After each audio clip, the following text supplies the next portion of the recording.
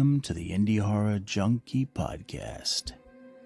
Tonight, you will be joining Rotting Ricky and Asylum Amy as they play host to some of the true movers and shakers in the indie horror scene.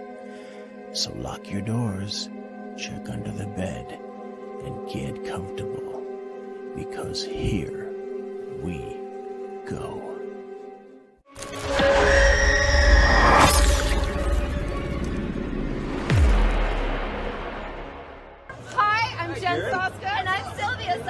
And we're the Saska Sisters. And this is Indie Horror Junkie. Indie Horror Junkie. Indie Horror Junkie. Indie Horror Junkie. Indie Horror Junkie. Indie Horror Junkie. Indie Horror Junkie. Indie Horror Junkie. We're a panic attack. Indie Horror Junkie. Indie Horror Junkies. Indie Horror Junkie. Indie Horror Junkie.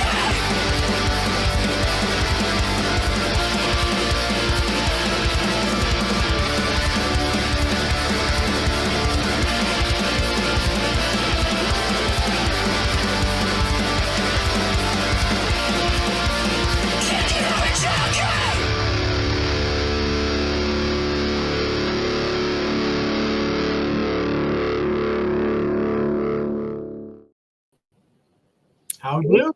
And Junkies. Rotting Ricky, how's it going? It's going well, and you? Doing good. We're on episode number 76 of the Indie Horror Junkie podcast. We have a great show lined up tonight. We have actor, producer Aaron Prager. He's going to be talking all things about Cannibal Comedian, which in the pre-show, we were trying to figure out what issue of the magazine that we featured this film in, and it was issue number 8. So it's really fun to follow up, loop back around to this project. We've been waiting for this to be released, and it is now, and we're going to get into that tonight. But first, we're going to go through some junkie news. Does that sound good to you, Rick? Sounds good to me. Tomorrow is release day for Indie Horror Junkie magazine, issue number 15. It's also we have the physical copies, you guys. Those are so beautiful. I can't wait to get my hands on one. And you can too at indiehorrorjunkie.com. You can get your physical copy, $15. That includes shipping, or your $5 PDF. However, we still have pre-orders open until midnight tonight. So if you want to hop online to indiehorrorjunkie.com, you can get your pre-order in, and then you get a free PDF of any back issue that you would like. Rick, go ahead and hold that beautiful cover up again one more time for everybody. One more time. It is our 2-year anniversary. Vanna White. Indie-versary, and we worked with local artist Lou Russo on this. He's a local illustrator here in Tampa. He did an incredible job working with us, incorporating all of the elements of Indie Horror Junkie over the past 2 years, from the clock to the turning to some upcoming projects that we're hinting at, the magazine, the podcast, the film fest. And I am rocking one of Lou's shirts here tonight. Mm-hmm. This is his Valentina von Frankenstein character. You can get your shirt and his incredible comic book full of horror shorts on his website at mcbookpublishing.com. That's mcbookpublishing.com.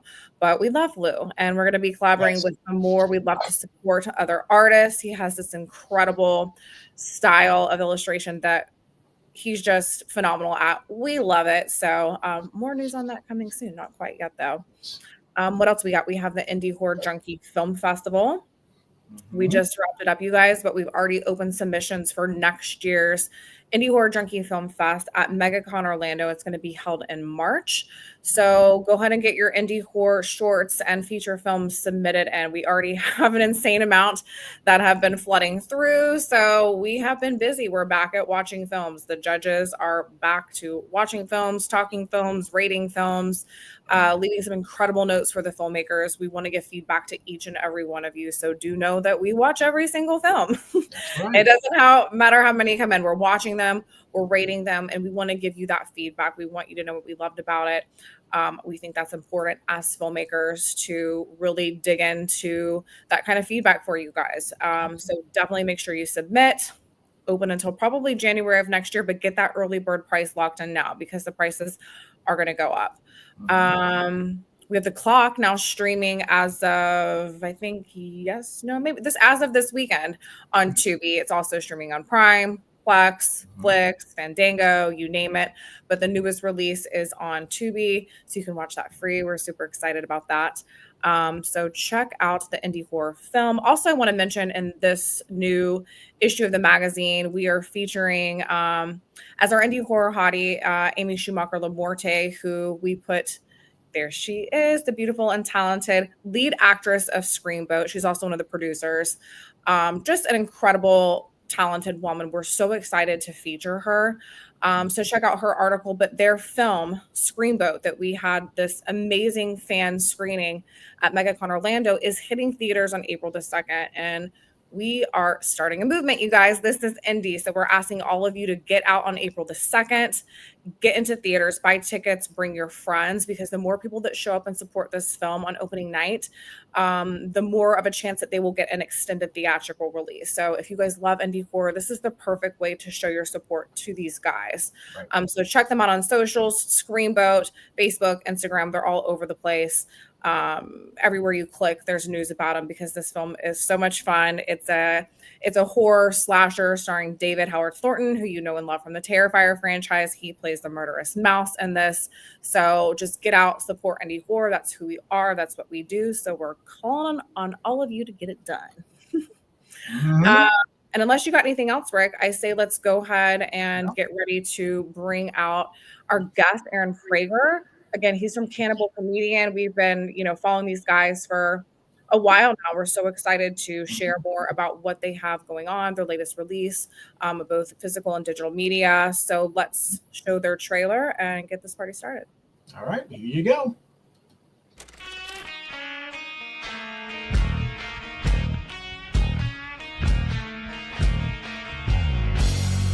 Yeah, that's original. Haven't seen that before.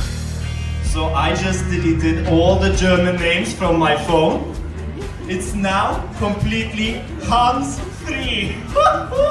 You get 5 minutes, man. Get off. Don't be that guy. Well, welcome to Open Mic. We about to get this thing started. So we got the next comic coming to the stage. Charlie, the Cannibal Comedian! Wow, you guys look great tonight. I'm getting hungry. Hey, don't worry about you in the back, all right? There's always room for second helpings, huh? Total narcissist, really into himself. He only eats his own flesh. Is that too much dead time? Of course you'd like that joke.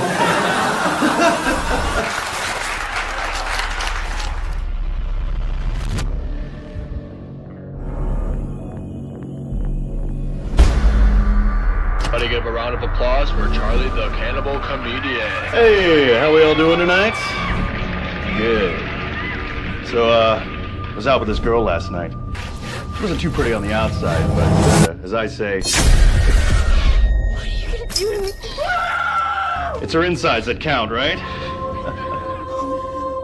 What is this? Exactly What's going on? That's funny! I want my money back. I need to reevaluate my career. You're never gonna amount to anything. I'm a stand-up comedian, damn it. Hilarious! Ha ha ha ha! Oh, it's so funny. You're one note. You should be paying me to be here.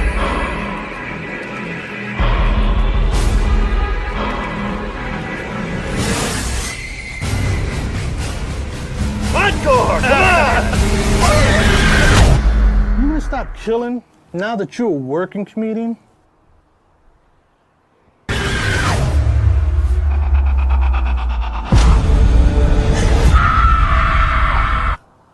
Nah.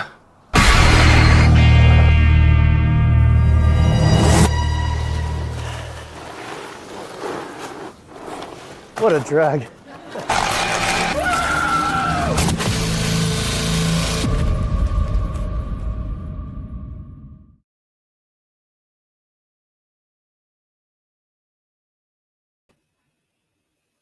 There we go. Sorry about that.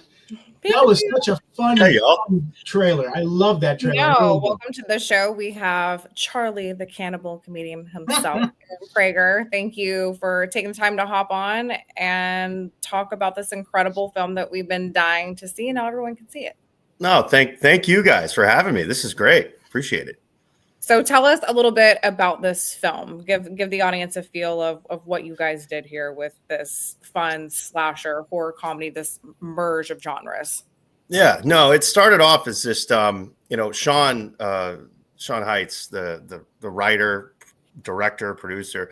He came up with this idea, this crazy idea of this horror comedy where he loves cannibals and he loves comedians, so loves comedy. He thought he could just bring them all together. So it's the story of just a psychopathic killer like many others out there, but there's just something that's nagging at him. There's just something's not fulfilling his life, basically. And he takes a step into stand-up comedy, and he tries to, bring something else. It's just something else to his life. Like a lot of us, a lot of us do what we love, but some of us don't get to love what we do. So, he kind of brings a little bit of both in the entire movie. And it's a fun ride with a lot of crazy characters, as even from the trailer you could see. There's a whole neighborhood of cannibals that is all on Charlie's side, whether it comes to killing or killing it on stage. It's yeah. The whole movie is full of those, you guys. And Sean does such a great job with all of his films, and we'll get into some more later. They are so character driven. Yeah. All of his narrative films are so just character driven, and they're fun and they're different. And Sean has his own touch, his own style. You almost like he has his own thing. Like you can watch it and be like, yeah, that's Sean's. That makes sense. That's he's got his own flavor, and I love so much what he's doing. And this film is no different. We've had the pleasure of having some of his films in our film festival. We did Thumper's Revenge. I believe we did another one as well. The Big Top. What was that one? Yeah, we got a Big Top Evil. Big Top Evil. Sean had was Mangrove Slasher 2. There wasn't a 1, which is great. Which even goes into more of Sean's. And it's still good, so we don't care. Big Top Evil, and then we got Cannibal Comedian. We did Thumper's Revenge. Bellevue Bob was a short film that we just received. We just had that in this year's film festival. Is definitely one of the favorites of the judges. Yep. Incredibly fun film. And it's like I said, just very character driven. The characters are not anything that you see in other films. Of course, I love this freaking film. Yeah, we're getting lots of people in the comments tonight. So of course, I love this freaking film. Look at it. His tagline is That's a good one.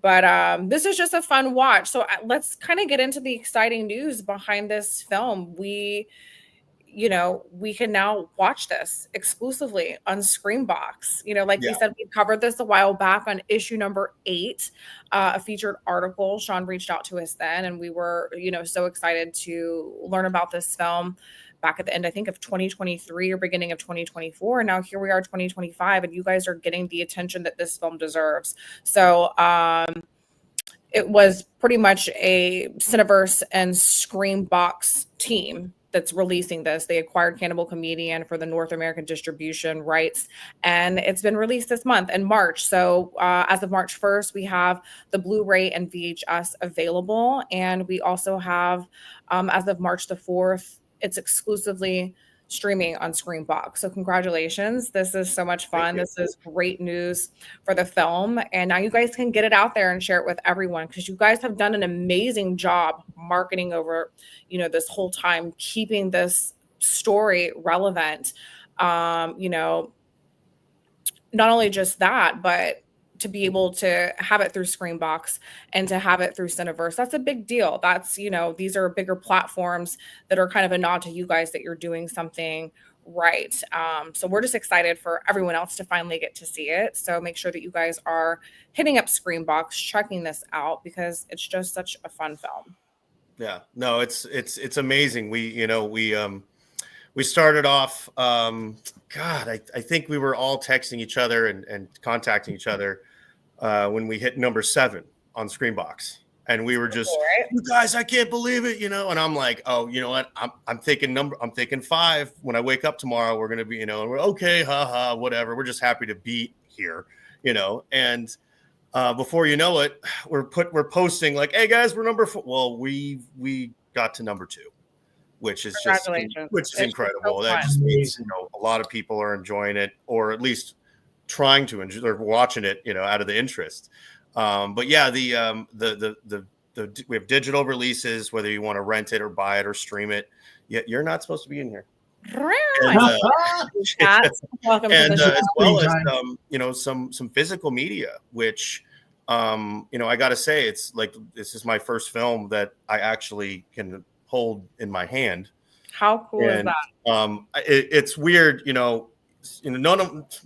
very few of us like our own face, and it's hard to watch, hard to look at it. But I will say now, if you do want the physical media, we do still have some signed versions that I gotta get one. But yeah, that was a fun night, getting together with to do all that. It is. It's exciting. So much work goes into this. You guys should feel good about that. It's great. It's great. We're still, I think we're being humbled at the same time with all this excitement, and we just really appreciate everybody watching. What we did, and it's a fun film. It knows what it is. We don't, we're not, we're not trying to do anything but entertain people. And that's one of the reasons. That's how we even met, Sean and I. We work at Universal Studios. We just like to be in front of people and be silly, and to put a camera out there and then relive it over and over again is just great. We got to get you guys down here for Epic Universe that's opening at Universal Studios in Orlando. Yeah, we're excited. Me too. I'm always chasing Sean around because Sean and the whole production team did such an amazing job getting this film into festivals, getting it seen, getting the hype behind it, getting the fan followers, pimping it out on social media. That Sean and I are always like missing each other. I'm like, are you going to be at this film fest? Are you going to be here this week? And I'm always trying to see where he's at, because there's always, your film is literally always in a film festival. And you guys had some great festival top honors. You had Marina Del Rey, Silicon Beach at Hollywood's TCL Chinese Theater, Culver City Days of the Dead, Horror Hound, Houston Horror. That's just to name a few. You guys even caught the attention of Joe Bob Briggs. So that's so much fun. That was a blast, yeah. Yeah, and filmmaker Kevin Smith from Clerks and Jay and Silent Bob, we know him. He hosted it at the Smodcastle. Am I saying that right? Smodcastle Film Festival. So yes. Those are all huge accomplishments. Again, congratulations. It's just so fun. It's like a win for everybody. It's a win for indie horror. You guys are doing such a good job, and it's fun to see the whole process. No, absolutely. The horror community in general is something that, whether it's indie, a lot of indie horror fans are horror fans, and the people that appreciate the Halloween movies, the most original stuff, 70s and 80s, those low budget films, that became such big hits, whether it's the Saw movies or, Us, the Terrifier movies, they're all, the community comes together and celebrates these films in such a great way. And there's such a family oriented thing. Horror fans in general, we go to these places and people are dressed up, blood, their eyeballs are hanging out, all this stuff. You got their kids dressed up. The nicest people I've ever met, coming up to me with, a pentagram on their forehead, and they're like, hey, how are you? And they're just so kind, and everyone's very supportive in this group. Even other filmmakers, I like to say that, we've gotten to know a few other filmmakers out in these festivals, and we're just happy to meet them. And then they're so encouraging towards us. And then later, when we do something, they're coming back going, way to go. I can't wait to see it. It's the camaraderie of the horror community is awesome. It is. It's a win for everybody. And I'll tell you guys this. I don't know if I mentioned this to Sean, but at our film festival, we had a special screening of Mutilator 2. And the cast and crew were raving about you guys, how much they love Sean and how great the film is. And they've met you guys at festivals. Wow. And it's just so fun to be able to go across the country at all these different horror conventions and not only get our films out there to be seen, but you're right, you network with these other filmmakers and it's fun to see everybody win. Like you want to clap for your friends, you want to clap for your neighbors. Absolutely. Because we're out here, you know, working every single day, and it's so much harder for indie filmmakers and creatives and actors to get the job done. So when we see, you know, people rising, like how can you not be excited for them? How can you not look at that as, okay, like this is that much more tangible for us, like we can do this. Yeah, and even the podcasts. These are you know, this is also a huge part of getting together and making this stuff watchable, viewable, what have you. And just the general sense of it's great. So you met Sean kind of just working at Universal, and we all know that he loves horror. You, as an actor and an individual, did you start off in the horror genre as an actor? Did you kind of fall into it and then it stuck? Where did you get your start in all of this? Well, I've like a lot of actors, maybe not a lot, but for me personally, I wanted to be an actor since I was 5 years old. I mean, I always loved this stuff. I always wanted to, you know, and I was always goofy. I always liked to do things with my face and run around and pretend I'm somebody else. And then, you know, you start doing that as a kid, 12 years old, 16. You get an agent, you get a showcase, you get a couple auditions, maybe a little background work. Great. But it wasn't until, you know, and then, you know, life kicks in, you know, you get a car, you get a job, you get a girlfriend, all these things. And it kind of goes on the back burner. And then I remember I was in my early 30s and I just said, I'll never forgive myself if I don't go back for it. So, so I did, started going back to the class. I've had the same, as a teacher since I went out with the kid. I said, hey, you still doing this? Shout out to Patrick Malone. But he, you know, I really got into this. Well, and then of course, Hollywood's tough, you know, just trying to get an agent, trying to get management, doing anything, getting a gig just so you can get another gig, you know, with all the unions and stuff like that. And I just decided it was taking too long. So I got a job at Universal Studios. My first role there was Mike Myers. So I was stabbing people through bed sheets, and it was a blast. And I got to reprise that role a couple times. Then I got some day work. I was Frankenstein. I did Shrek a couple times. That was fun. And then when I met one of the years, I met Sean. It was in 2019, and he comes up to me and he just says, you know, halfway through, and you know, backstage, we were a couple of Ghostbusters actually.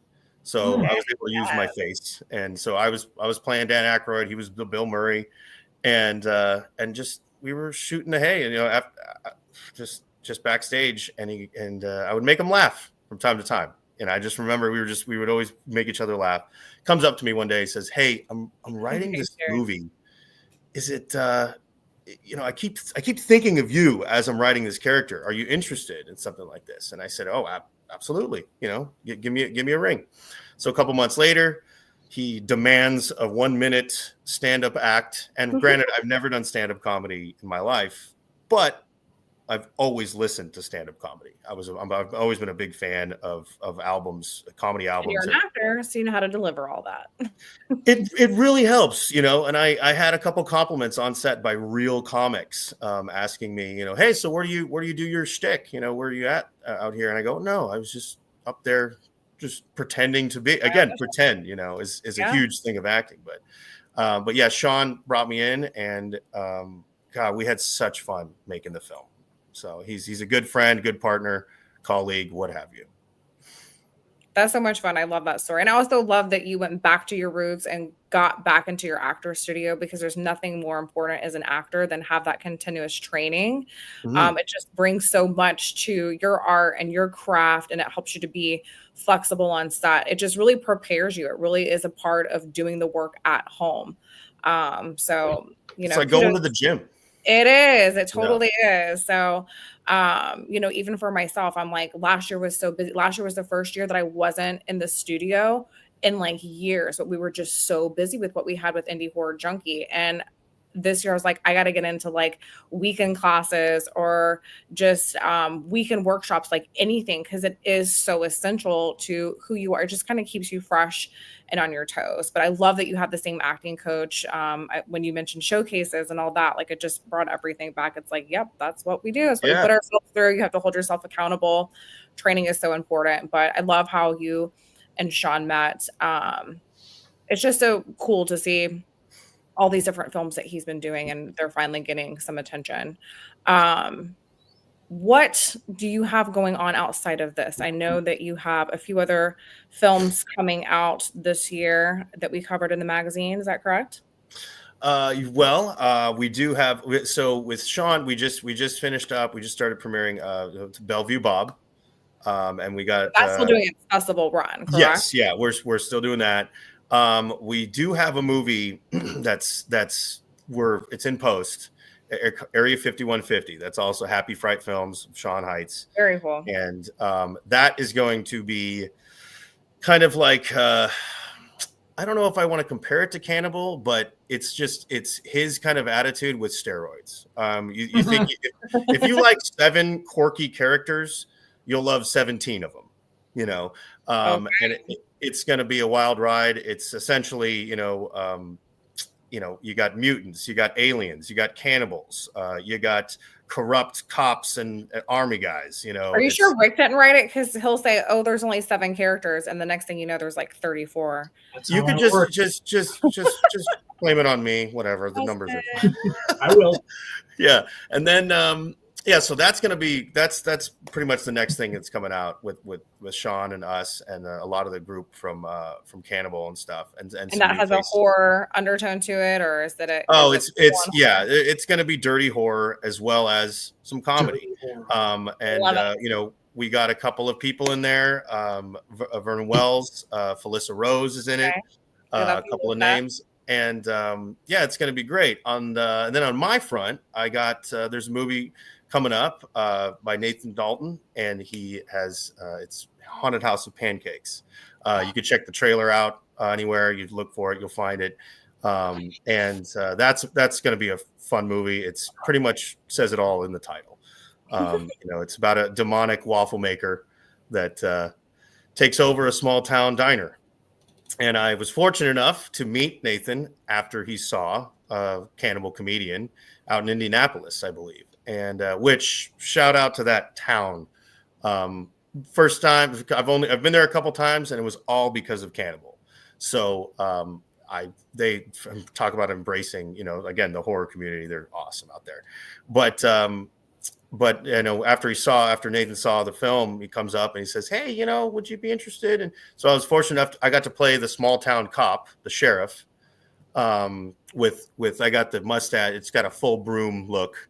I got this going for another role we're doing, but yes, things are coming up, and it's kind of a tight knit group, but it spreads out, it branches out into other filmmakers, and I've gotten to meet a few other people, that have come along in Cannibal Comedian, and then and I got to bring a few people into Haunted House of Pancakes with that. It makes it so much fun, right? Like you get to work with the same people.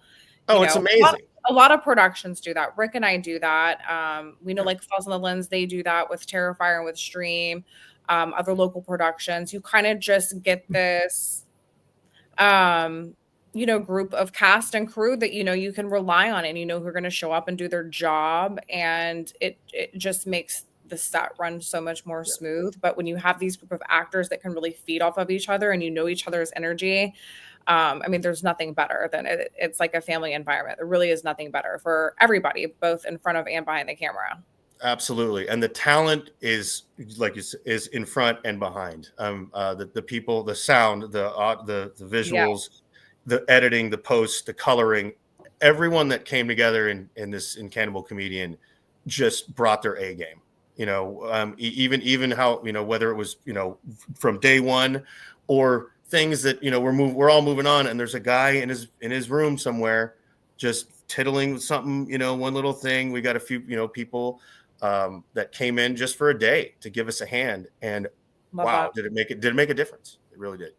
And then you work on the next project, and everybody wants to raise the bar because you're only as good as your last project. So then you get to see everybody evolve and, make something even cooler. So it's just so much fun. That makes me happy for you guys. Thank you. So you guys did film this a while back. What was the time frame on this production? Do you remember how many days on set that you guys were? Was it consecutive? Did you break it over the weekends? I always like to ask these questions because a lot of indie filmmakers have their daytime jobs, and we're all regular people, and we have our families and responsibilities. So were you able to film all the way through, or did you have to break that up to get it done? So where you are at, it's crazy to say this, but 5 years ago, we started the shooting. It was about 2 weeks before the lockdown of COVID. Wow. Where I would say maybe a month, but none of us, we were hearing little bits of pieces, like something going on somewhere else, like, keep your eye on, okay, whatever. But we went 8 days out in the desert, just outside of Palm Springs in Yucca Valley. And 29 Palms. There's a couple of the Joshua Tree State Park. It's just a beautiful, beautiful desert. Actually, when you think of a desert, you think of just sand. No, this place was nice.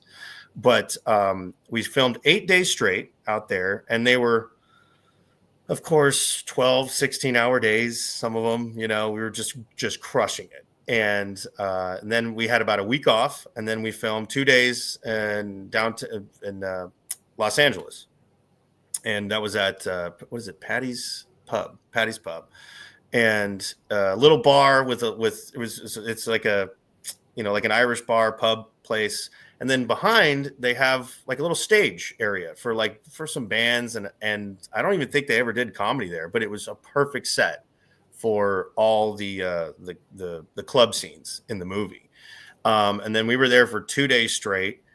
We had comics in there that were running their full sets. They were doing 20-minute sets or more, and just with the camera rolling. And when in Cannibal Comedian, when you see these comedians out there that aren't me or Carrie or other people that you may know in the movie, they came out and they did their thing, and we just took a couple little jokes. But if you do get the Blu-ray, you get some extra hours, you get the extra footage, and there is a whole bunch of extra comedy in there of these guys up there on stage, guys and girls. And that's all in the physical media, correct? We got the physical media. If you enjoy it, which you will, go get the Blu-ray, the physical media, and there's 6 hours of extra content, including an awesome documentary, which is, in my opinion, it reminds me of like a family, like a home video. When we got to watch it, just about 6 weeks ago, we watched it for the first time. Most of us got together to watch it, and it was just this beautiful way of remembering the whole movie. And there's a lot of behind the scenes stuff.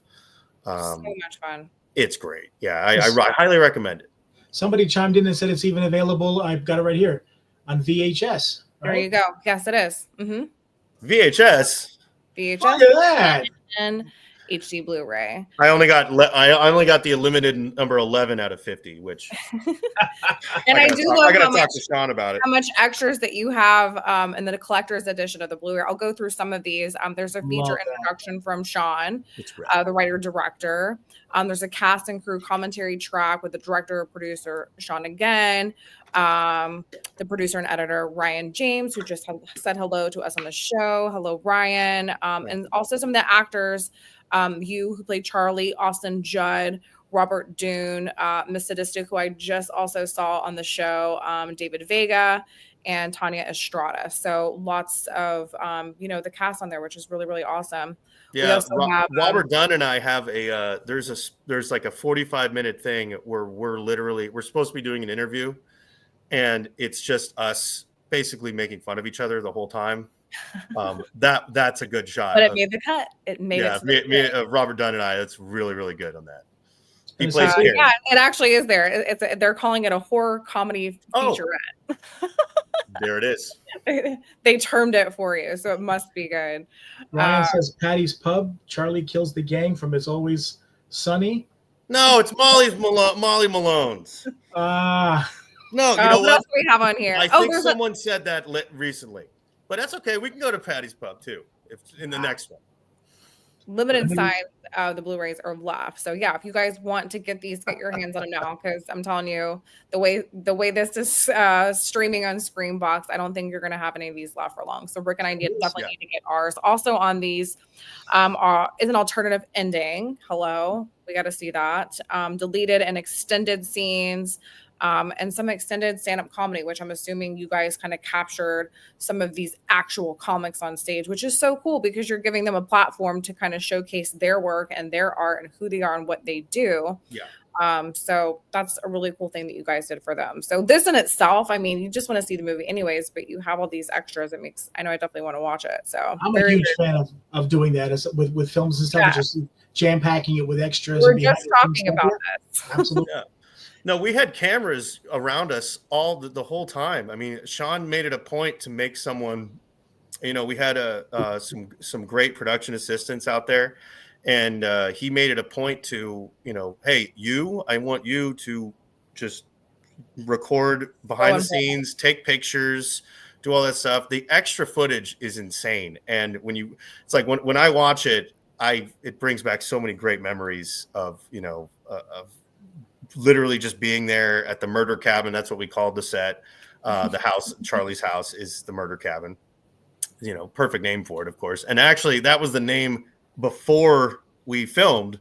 When we rented it, when we got it from Ryan Stadler. He's the guy who was so nice letting us film in his properties. And he says, well, you guys can use the murder cabin. And Sean just kind of looks at him and goes, it's called the murder cabin right now, like already? He goes, yeah, that should be okay. That should work for really nice.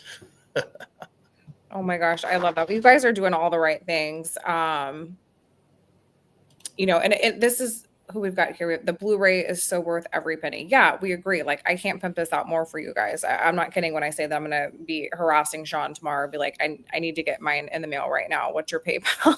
Yeah. And where can people purchase these? Can they just reach out on socials? They need to head to a website? No, you go screamteamreleasing.com. There it is. And literally Scream Team Releasing, it's right on the front. You see my goofy face right on the cut. You hit buy now, and order now. And you'll have three options. There's still, I believe it, and they're running hot. You got the signed Blu-ray. It comes with a signed movie poster. And then you have the signed limited release, the VHS, and that's the red run release, which I showed you the red cassette, the red VHS. Mm-hmm. And then if you want, you can just buy the Blu-ray unsigned on its own. We have a lot of those, but like I said, the signed copies are going. So get your hands on that now and you'll have it forever. I have so much less FOMO after I watched the documentary. I felt like I was part of the Cannibal film. It's amazing. Exactly. Yeah, you'll feel even more in touch with the characters because a lot of us on the film, we brought a lot of our own kind of jazz from our own personalities, and I think that's why a lot of the chemistry on set was so well. It worked so well because we weren't, we all have these these acting abilities, but Sean pushes us. He really pushed us to, to kind of be, I wouldn't say so much over the top, but he just wanted the most he could get out of these characters that he created in this world. And I think he got it. What was it like preparing for this role? It's such a specific character. Did you get into some, deep backstories of, cannibalists and killers? What was your kind of behind the scenes prep for your entire backstory of transforming into Charlie?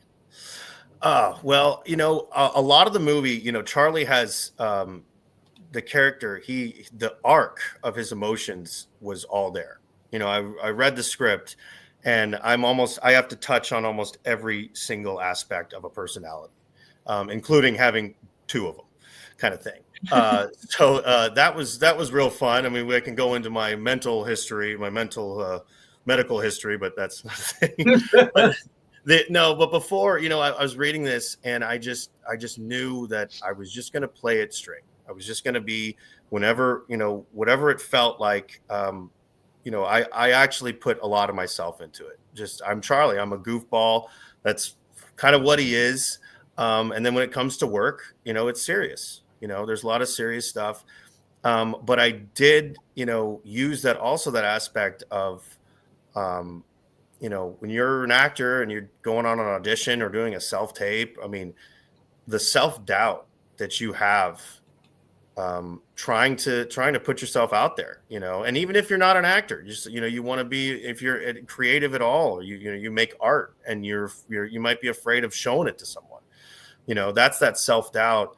And it was real fun to bring that, you know, to have this, you know, this character who's just so confident. And so it's just a breeze of just, you know, yeah, I kill people all day. I have fun with it. No problem. But it was fun to go out of his element, which is what I was, you know, what acting and stuff is. A lot of times when people, you know, hey, what do you know, I want to be an actor. I want to do this. And I go, just do an improv class, get up in front of a bunch of people and make noises with your mouth. You'll feel ridiculous. But when you get over that, it is tremendous. It's so much fun.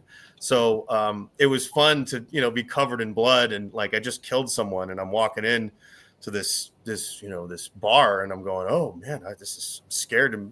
I don't know if am I funny? You know, it's like, that's what I was there to do. I was there to kill him with the jokes, not with an axe. And it was a great feeling to be unsettled, and then to fall back into that, you know, hey, I know what I'm doing, you know. And like I said, it goes with a lot of real life stuff. I love that Sean pushed you as a director. That makes me really happy to hear that. We just made you a sale. Yep, there you go. Thank you, Jared. And he was the winner of our Best of the Fest short film for this Junkie Film Festival. He has an incredible film called The Parcel. I'll check it out. Hilarious. Yeah, hit him up. I'm sure he'll send you a screener. He's a wonderful guy, a great writer, another fun horror comedy that I know that you would absolutely love. We were obsessed with that. Along with, we loved yours as well, the Bellevue Bob that you guys did. It was so much fun. It was so hard. We were like on edge with the judging this year. I know for our feature film, Rick and I were the tiebreakers on it, and we decided about 2 hours before we announced it who it was, because we just couldn't pick. It was like, That's great. We love to make the judges and anyone who's critiquing, if we love to make them stay up at night and really, you know, struggle. Well done. Thanks, Aaron. Yeah. Because we take the judging so seriously, and we have a panel of judges, and like I said, we watch them all, we rate them, we make internal notes to each other, we make external notes that we give the filmmakers, because it matters. Like, you guys are spending the money on these submissions, you should be getting feedback. We want you to know that we watched it. But going back to Sean as a director, pushing you and elevating that performance in these characters, and you talking about self-tapes, that's great advice for any actor out there, that if you are doing a self-tape, don't be afraid to give 2 takes. Even if the instructions don't ask for 2 takes, something I've learned over the years from some of the top casting directors in the industry is you can still send 2 takes. So do what your instinct is. And maybe sometimes that's playing it safe because it's your instinct and it's what naturally comes out of you, but then launch it. Find a way to make it different. Find a contrasting take. Get out of your comfort zone and send that second tape, because they're not going to hold it against you if you send in 2. And Rick and I like to do that on set. Like, let the actors do their thing. Then, you know, Rick will tell you, I like to push. Like, okay, do that, but I want you to push. Like, what are you fighting for? Like, I want to get in there. I want to pull it out of you. And, you know, Rick and I together can work to get a different take from the actors. And then you have more during the editing process to work with. Yes. But once, if someone's pushing you and you take it there, sometimes that's when it clicks. Yeah.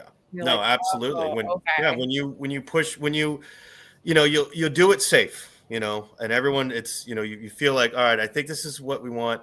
And sometimes that's sometimes do the first take crazy. Because it's so it's easy. Oh, whoa, that was great. And you're like, keep the intensity, don't move around as much. That was my personal thing. I would always be looking at the DP or the camera, and I'm always asking everyone. I go, where? Okay, so I'm right here. Okay, so don't go here. Okay, stay here. Because I'm very fidgety, and that's my personal thing. We all have these little crutches that we do. And, I just, one of the, you always, and you find yourself repeating these little things just to make you feel more comfortable.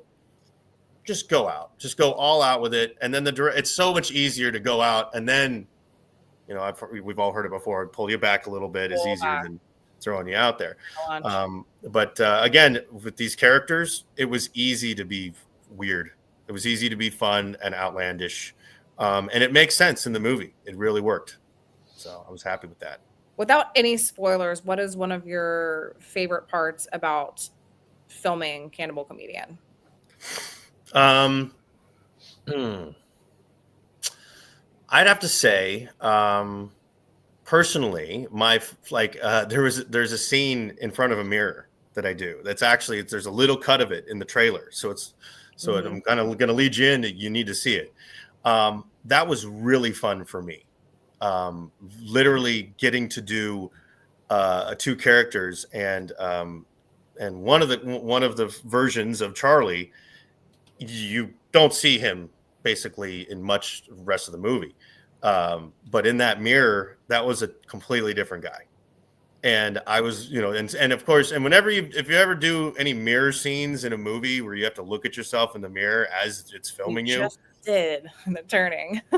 It's just a trip, but yeah, that was a great thing, and it was filmed in this tiny little bathroom, at someone's house, and the gentleman, he was just about to, I guess, move, and we bloodied up this bathroom. So I'm sure he had to spend all night. That was the last thing he probably had to do before he left, like the next day or so. But we made a mess of this tiny little bathroom, and a lot of the movie was filmed, in these real locations. The murder cabin is a 1-bedroom. It's got a kitchen, a tiny little living room, and a bedroom. And we filmed a lot of the movie in the little house, and it actually worked out that we had a small production at the time. Area 5150, we almost doubled the production of the amount of people that were on set. But having, it's like there were times where only the camera, there's 3 of us. We had the DP, the director, and the actor in a room, and that's all that could fit in there. And you have the sound, the boom is sticking from another doorway into the room. You can't even be in the room. There's not enough space. And I think that actually added to a lot of the feel of the movie too, just the camaraderie that we all had. Absolutely. And going back to the mirror scene, Rick and I did that, and it was a really intense scene, but you get to see those characters in that moment stripped.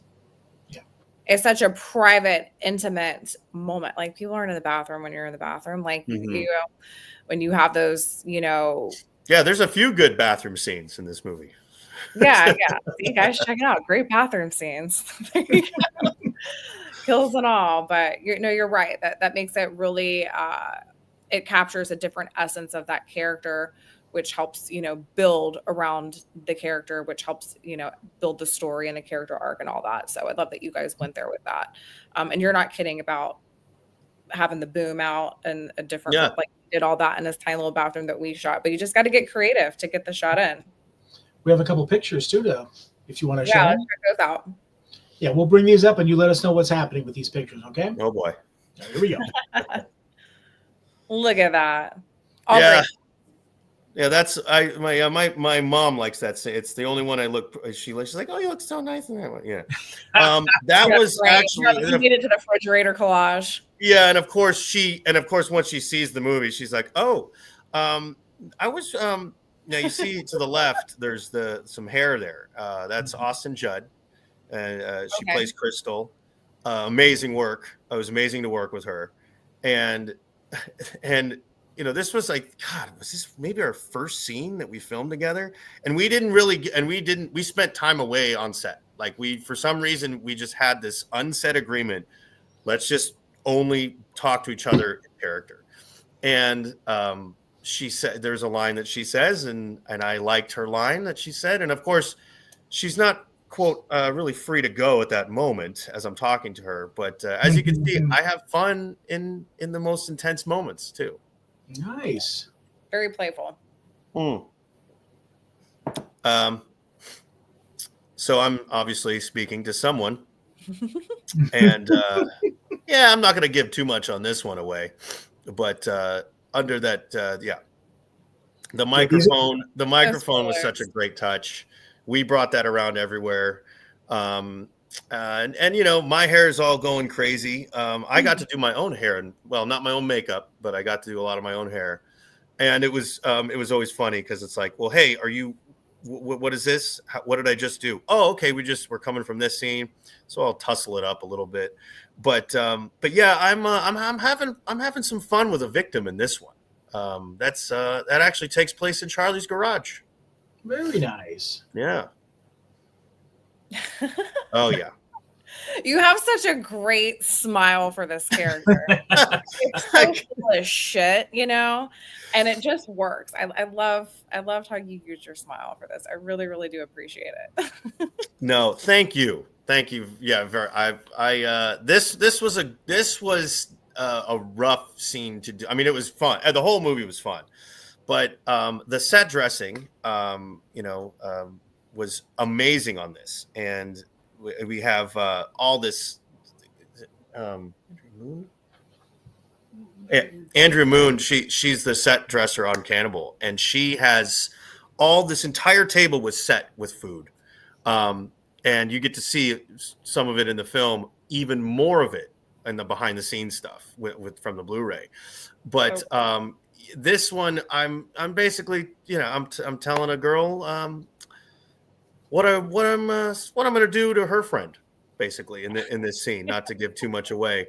But yeah, as you can see, the blood on the face and you running down the neck there. One quick thing I do remember is that mask. Actually, it was so good. It felt like skin. It was so. I wanted to ask you about the mask. Can you tell us a little bit about it and how it is incorporated with your character? Yeah. So that turns out to be someone else's face. And there is a hint. You do find out whose face it was, kind of thing.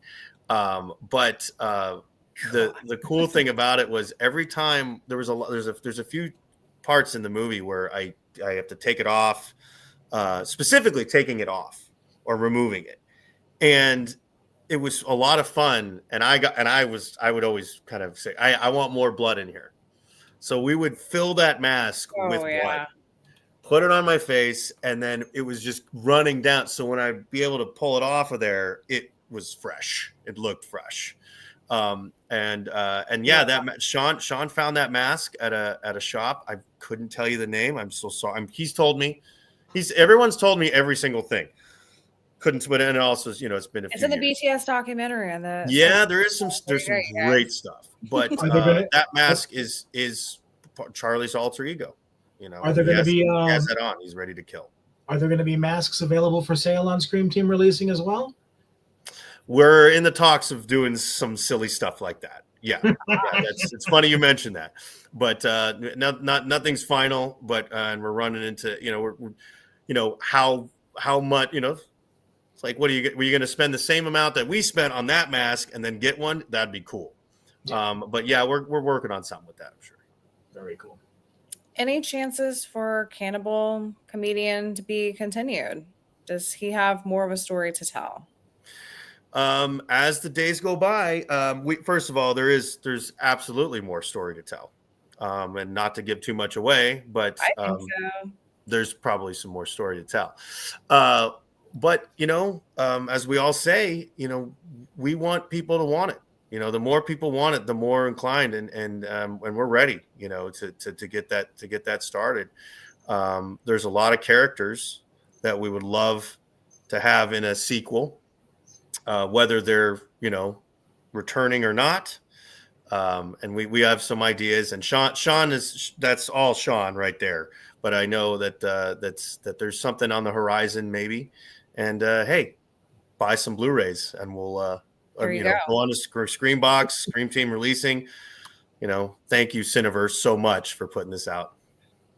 Yeah, congratulations to everybody. And if you guys are not already following Cannibal Comedian on socials, you better do it. Keep up with these guys. We've been following them for a couple years now, and it's been a fun ride. You can follow Aaron, let them know where they can find you at specifically. I know you're on Instagram. Where else can they find you? Yeah, well, I got Aaron Prager on Facebook, or Aaron double underscore.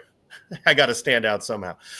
And but yeah, otherwise, please follow us, Cannibal Comedian, Instagram and Facebook with that.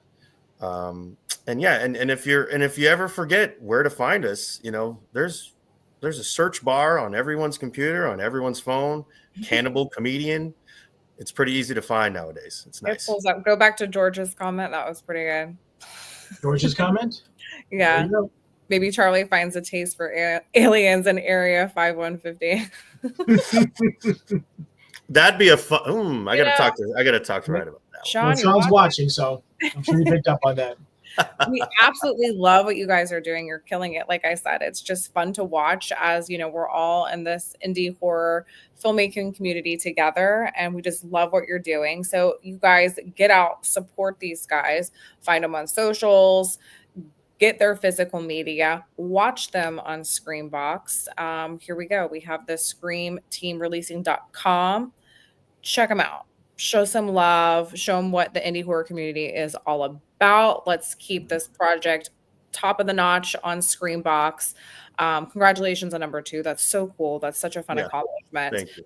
You guys are doing the damn thing, and you got more to come. You've got this alien movie that I can't wait to hear more about. So Sean, we can cover it in the magazine. We got to bring Sean on the show.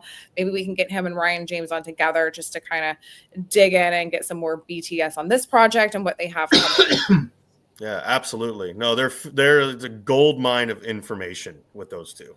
And the nicest guys in the world, and they're always so supportive and friendly. I wouldn't go that far. But that's we love and support them. We're here for whatever you guys need. Oh, they're my brothers. I couldn't, shout out. Thank you guys, gentlemen, for sure. Yeah, generally so happy for you guys. So whatever you got going on, ping us. Let us know how we can further help promote you.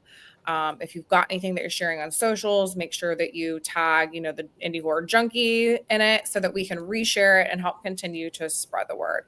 Yeah, but, we're in the family now. This is awesome. Oh, you're stuck with us. Honey. I love it. But like I said, the hour goes by so quick, right? We've got 2 minutes. Oh, yeah. Closes. We're just thrilled to have you on, thrilled to promote Cannibal Comedian. Congratulations to everybody. We're going to kick you back to the green room to give you a proper goodbye. But thank you so much again for taking the time to come on and to promote you as an artist and this incredible merge of genres film. So congratulations to the entire team of Cannibal Comedian. Thank you for having me. It's been a treat. Absolutely. All right, just hang out for a minute or two. We'll close the show and come talk to you. Thank you. All right. I got to get some physical media. I know you do. For sure. I'm going to order that tomorrow. But thanks you to everybody who watched tonight. Again, if you want to support indie horror like we do, that's what we're all about. That's what this community stands for. Watch them on Screambox. Get that physical media from Cineverse. And if you like what you're seeing, make sure you support the Junkies as well. Help us to continue to spread the word. Head over to our YouTube channel, Indie Horror Junkie Podcast. Like the show, share it. Make sure that you subscribe to our page. That just helps us to help creatives like we had on the show tonight. But we will see you guys next Wednesday. We got another show lined up. Rick, who do we have? We have Flip coming up. We got a big article about his new movie in our brand new issue. So we'll definitely head over to indiehorrorjunkie.com and we'll have all the details. And we can't wait to talk to him. And don't forget, you have until midnight to get your pre-order in for the Indie Horror Junkie magazine, our 2-year anniversary of issue number 15, which is so crazy. Just really, really proud of this cover. Thank you again, Lou Russo, who illustrated the cover with us and worked so closely to make it something really special for Rick and I, and special for you guys as well. It incorporates everything we do and who we are, from the magazine to the podcast, the film festivals, to our original films, and some sneak peeks of future projects. But again, tonight by midnight, you can get your physical copy with a free download of any of the back issues. It doesn't have to be issue number 15. And then tomorrow, we launch it. So you guys are going to see more details on the magazine. Then some incredible artists that we're covering in this issue. We can't wait to share it with you guys. We'll see you next Wednesday. Later, Junkies.